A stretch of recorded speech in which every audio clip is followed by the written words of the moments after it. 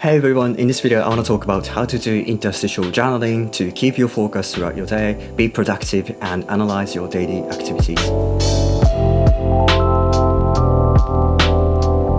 I think journaling is very underrated. It's one of the best habits for yourself to grow over time, but only few people do it.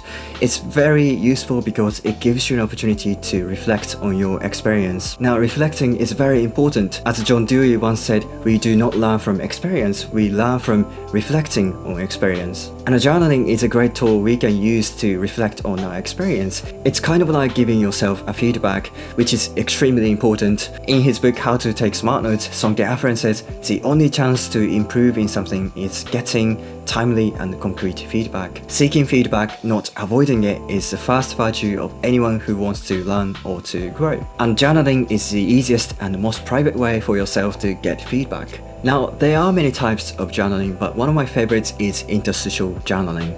The idea of it is very simple. It's basically about tracking your daily activities with journal. What you have to do is simply keep a journal every time you transition from one task to another task and write down what you just did and what you're about to do next. There are two main goals in interstitial journaling. One is to empty your mind, and the second one is to identify your next action. In terms of the first point, our brain isn't good at handling multiple tasks at the same time, which makes transitions between tasks or projects very hard. As a result, we get distracted between tasks, or we procrastinate, or we can't give 100% of our focus to the next task because we are still thinking about our previous task. This is quite similar to the idea of brain dumping.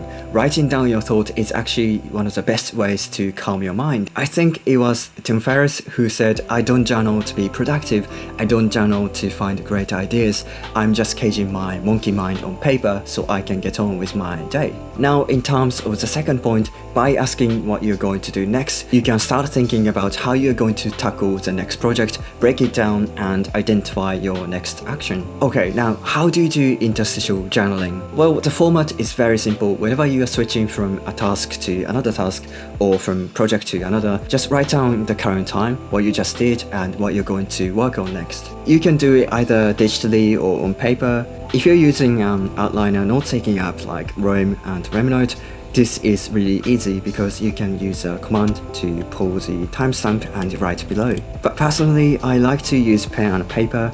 I usually have a small notepad on my desk and journal in between tasks. It's totally up to individual preference, but since I'm on computer all day using keyboard and mouse, it's nice to take my eyes off the screen and write on paper with a pen sometimes. Okay, my handwriting is horrendous, but every time I finish a task and switch into another one, I take a few minutes to write what I just did and what I'm about to do next. Or sometimes I just write what I noticed and what I thought, like when I get distracted. And for each time, I'm taking time to analyze my activity and reflect on my experience. This is actually one of the reasons why I love interstitial journaling, because unlike typical journaling where you write only once or twice a day, interstitial journaling lets you write multiple times in a day, which means more opportunities for you to reflect on your experience, and you're constantly giving yourself a feedback. Alright, so that was how to do interstitial journaling. In summary, journaling is a great way to give yourself a feedback and reflect on your experience. Feedback is what sustains continuous growth. Interstitial journaling lets you track your activities to empty your mind as well as identify your next action. Alright, thank you so much for watching, and if you like this video, please leave a like and subscribe to my channel, and I will see you in the next video. Bye!